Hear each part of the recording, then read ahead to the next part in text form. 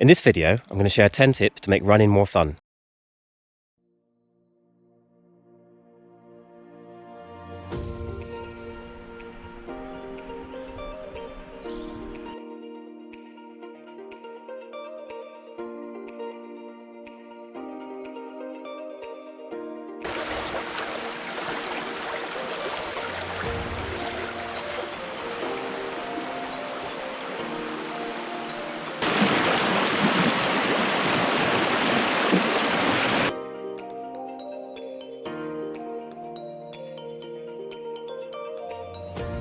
So tip number 1 is to run with friends. Running with friends is a great way to get motivated, to have fun, and to share the moment. Especially if you're doing a nice trail run. Maybe you can enjoy the views together, maybe one of your friends will fall over and you can have a laugh. Either way, sometimes it's just more fun with friends.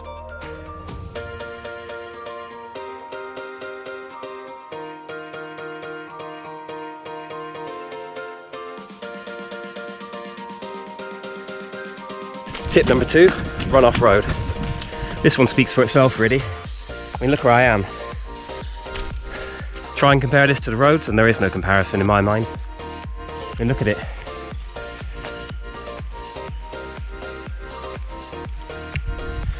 You're away from everything, no pollution, no cars, the ground's nice and soft. Okay, at the moment, it's very muddy, but so what? It's fun.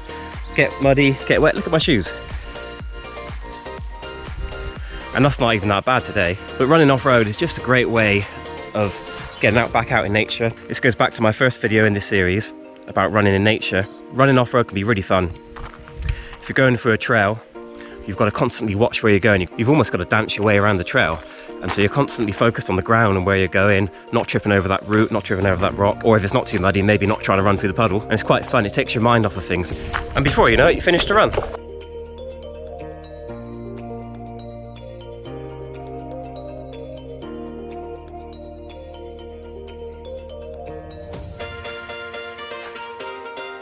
Tip number 3, mix it up. So don't just run the same pace all the time. Even if you're not training for something, don't do all your runs at the same pace. Try some a little bit faster, some a little bit slower.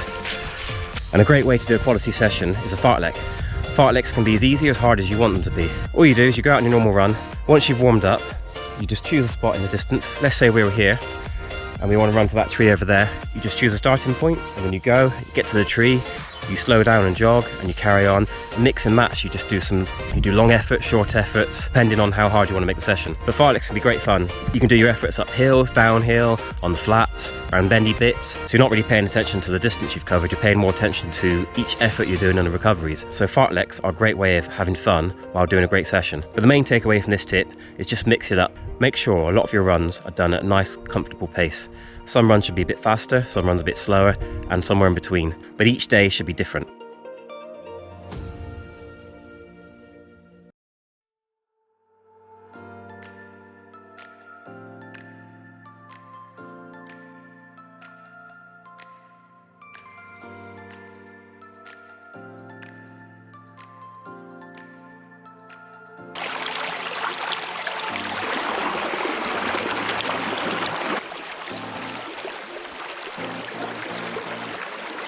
Tip number 4, try new challenges. And they don't even have to be big, they could just be small things. For example, if you're on a run and there's a hill that you never managed to run up, try and run the whole hill without stopping. During the first lockdown in the UK, I really struggled with running, and that's how I got into making these videos. Because I wanted a new challenge, I wanted something to motivate me, and I found making videos of the local area where I live motivational. Since then I've set myself all sorts of challenges, the last one being sub 5-minute mile with 2 months to train, and that was great. It wasn't a race, but it was a challenge. It was something I could get my teeth into and really tackle, and I really enjoyed it. Another obvious type of challenge is a race. At the moment there aren't any races going on, but there are virtual races. But soon enough, proper races will open up again. And even if you're not very competitive, if you're not trying to run a PB, you're not trying to compete against other people, you just want to do your own thing, that's fine. But races are great because you don't have to race them, you don't have to run as fast as you can just turn up and enjoy the atmosphere. You get to run with some other people, you get to try a new route.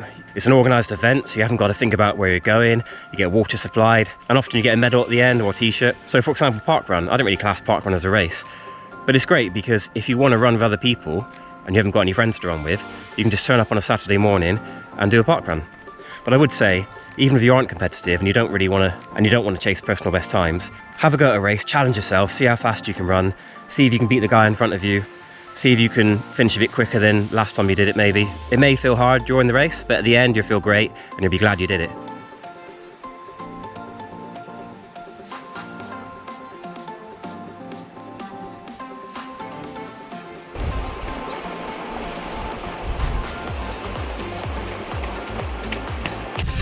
Tip number 5, try new routes.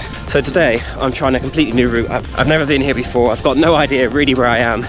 All I've done is I've marked out on a map the kind of route I want to run, tried to memorize it, and now I'm trying to follow it.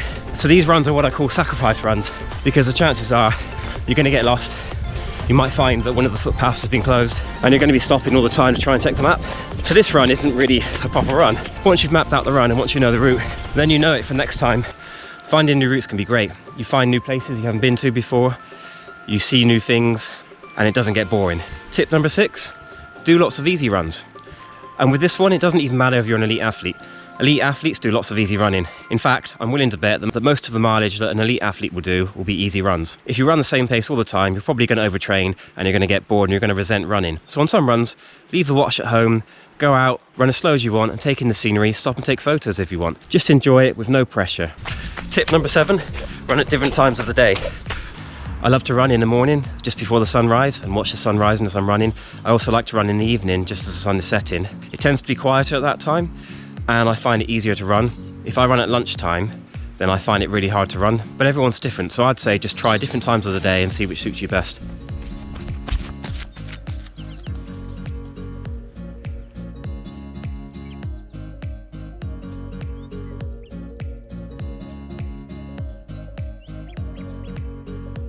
Tip number 8, try a pub run or a hash. So a pub run is just what it sounds like. It's basically a pub crawl, but you run to pubs instead. I've done a few. They're great fun. Often you dress up for them. Running while you're drunk, for some reason, it's just really fun. So I'd highly recommend that, especially here in the English countryside. Running through the countryside from pub to pub, it's just great. I love it. And definitely something you need to do with friends. So a hash is like a run with drinking involved. Hashers, as they're known, class themselves as drinkers with a running problem. Basically in a hash, you have a person that goes out before everybody else to set a route. I think they're called a hare or a rabbit, and they go out with flour and they put circles on the ground. And I can't remember the exact rules, but it's something along the lines of you find a circle and you shout something like on, and you have to find 3 circles in a row, and that shows you the route. If you don't find 3 circles, you've gone the wrong way. So they try and mislead you. You basically follow the route by following circles of flour. And I think in their culture, it's unfortunate if you're at the front of the group. Better to hang back and just enjoy the run. At the end of a hash, you normally go to a pub and have a few drinks. So 2 drinking related things. I'm not much of a drinker, but I think those 2 things are great fun. So I'd recommend trying them both.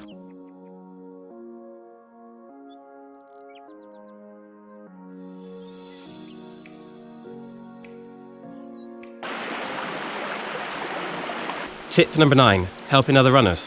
In my opinion, nothing gives you a greater sense of worth than helping other people, and running is a great way to do that. The most obvious way to help people in running is by pacing. I've paced other runners quite a few times in my life, and I love it. It feels great helping other people achieve personal bests. The other way you could help would be potentially being a guide for a blind person. And there are plenty of other ways, like being a marshal at races. I've marshaled a few times, that's great fun. So I recommend helping other people. You'll feel really good about it.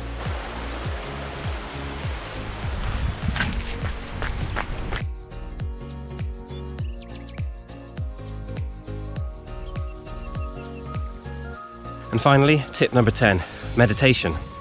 Meditation is obviously a big topic. I don't do much of it, but when I do meditate, I tend to do running meditation. And essentially, it's all about being in the now moment. So what you do is, as you're running, you just become completely aware of what's happening around you. You become aware of your breathing, you become aware of your muscles, how they feel. If you feel tired, if you feel out of breath, you pay attention to that. You don't judge it, you don't analyze it. You just become aware, and as you run along, you just listen to the sounds around you, you look at the things around you, you don't think about them, you just, essentially what you want to do is be in the now moment. Come to a realization that there is no past, no future, and all that's happening right now is you're putting one foot in front of the other. Running meditation is a great way of zoning out. Before you know it, the run will be over, and you feel at peace, and you feel refreshed, ready for the next one.